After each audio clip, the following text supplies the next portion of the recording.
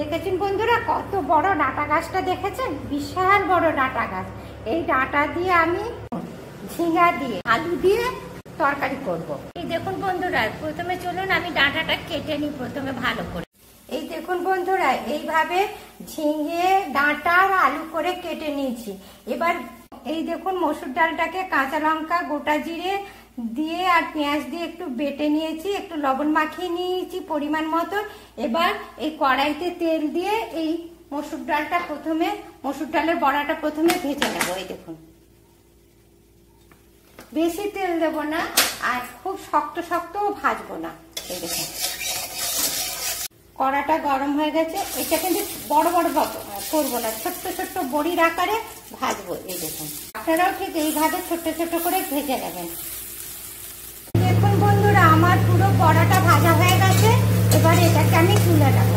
ডাঁটা গরম হয়ে গেছে। ডাঁটাতে ঝিঙে দিয়ে বড়ি দিয়ে তরকারি করার জন্য এই যে প্রথমে আমি এই দেখুন গোটা সর্ষে দিয়ে দিলাম, শুকনো লঙ্কা ফোড়ন দিলাম, আর এই দেখুন একটু কালো জিরা দিয়ে দিলাম। দেখুন এগুলো ভাজা হয়ে গেছে। এবার এই ডাঁটাটা আমি পরিমাণ মতন লবণ দিলাম, হলুদ দিলাম, দিয়ে এটাকে আমি একটুখানি ঢাকা দিয়ে দিচ্ছি। খুলে দেখি কিরকম হলো। এবার দেখুন হাফ চামচ ধনে গুঁড়ো দিলাম, হাফ চামচ জিরে গুঁড়ো দিলাম,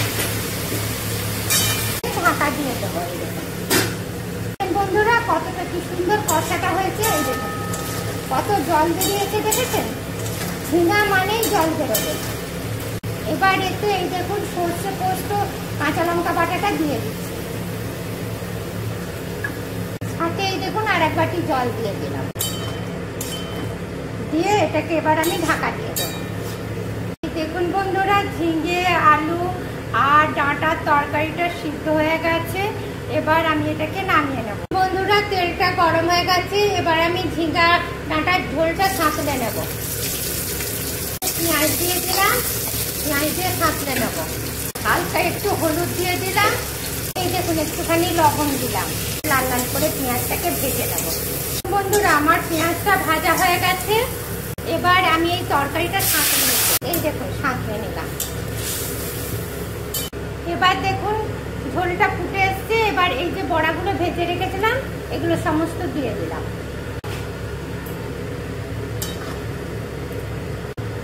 এবার এটাকে একটু ঢাকা দিয়ে দেবো। এই দেখুন বন্ধুরা আমার তরকারিটা হয়ে গেছে। এবার এটাকে আমি নামিয়ে নেবো। দেখেছেন ফুটে গেছে। এই যে বড়াগুলো দেখছেন এটা জলটাকে টেনে নেবে, আর যদি জলটা মেরে দিই। এই দেখুন এবার এটাকে আমি নামিয়ে নিচ্ছি।